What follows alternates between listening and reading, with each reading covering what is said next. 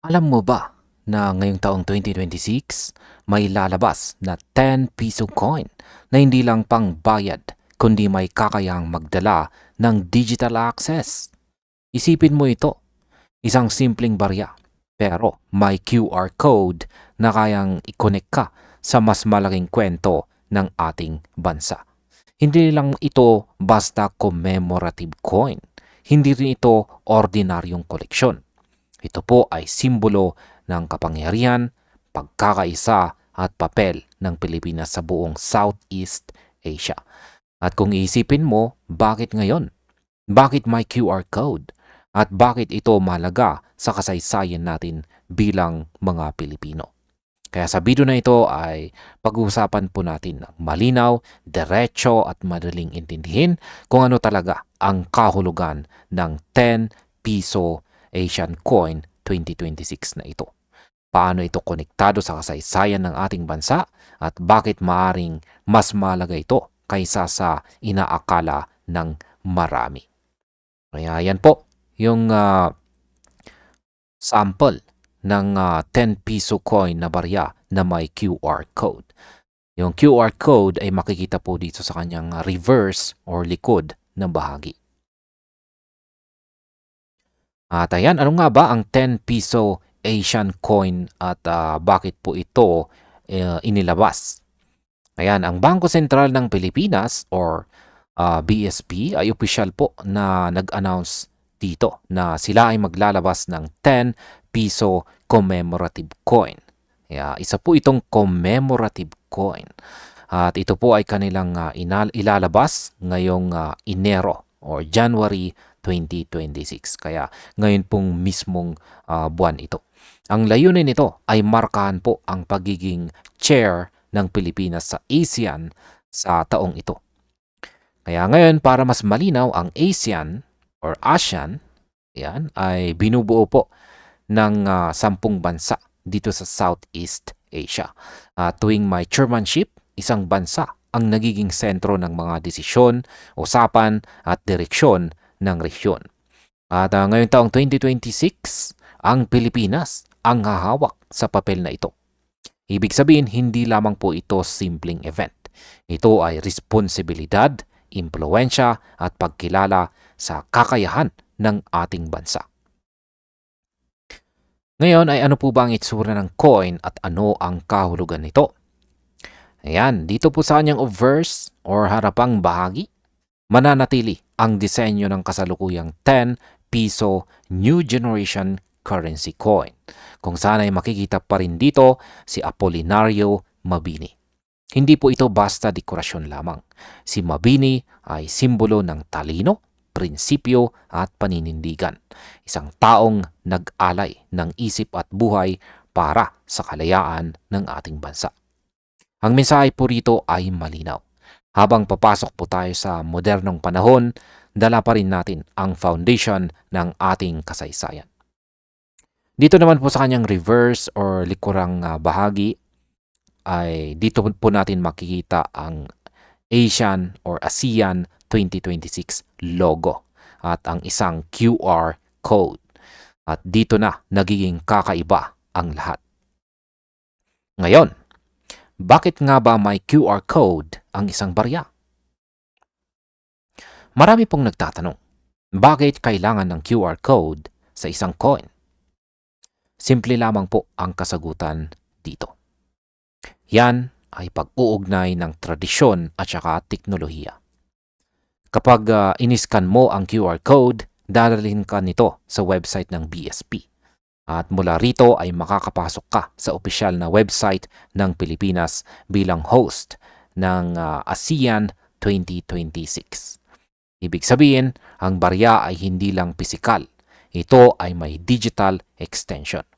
Kaya isipin mo ito bilang tulay sa pagitan ng nakaraan at saka hinaharap. Sa isang iskan lamang, may access ka na sa impormasyon tungkol sa mga aktibidad ng ASEAN, mga plano ng bansa at papel ng Pilipinas sa rehiyon. Ito ang malinaw na halimbawa ng digital transformation na isinusulong ng BSP. Ngayon ay ano naman po ang paano naman po ito konektado sa kasaysayan ng Pilipinas? Kung babalikan po natin ang history or kasaysayan ng Pilipinas, makikita natin na palaging mahalaga ang pakikipag-ugnayan po natin sa mga karatig bansa. Historically, nagiging sentro po tayo ng kalakalan, kultura at ideya sa Southeast Asia. Noong unang panahon pa lang, ang mga ninuno natin ay nakikipagpalitan na ng produkto, kaalaman at paniniwala sa mga karatig bansa. Ngayon, sa modernong panahon, nagbago lang ang anyo. Mula bangka at kalakalan, naging digital platforms at economic cooperation. Ang coin na ito ay simbolo na hindi naputol ang kwento ng Pilipinas. Ito po ay nagpapatuloy. Ano naman po ang ipinapahiwatig ng ASEAN Chairmanship ng Pilipinas? Kapag ang isang bansa ay naging chair ng ASEAN, hindi ito basta titulo lamang. Ibig sabihin nito, aktibo tayong kalahok sa regional decision making. May boses po tayo sa usapang ekonomiya, seguridad at kaunlaran. May kakayan tayong magbigay ng direksyon sa hinarap ng resyon. Kaya ang coin na ito ay parang tahimik na paalala ng Pilipinas ay hindi tagasunod lamang. Isa po tayo sa mga gumagawa ng direksyon. Ngayon ay ano po ba ang papel ng BSP sa lahat ng ito?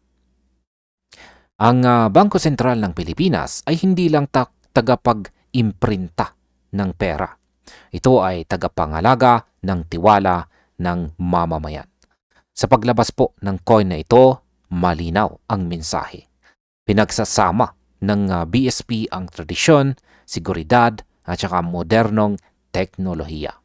Kaya may QR code, kaya may malinaw na simbolismo, kaya hindi po ito basta commemorative item lamang.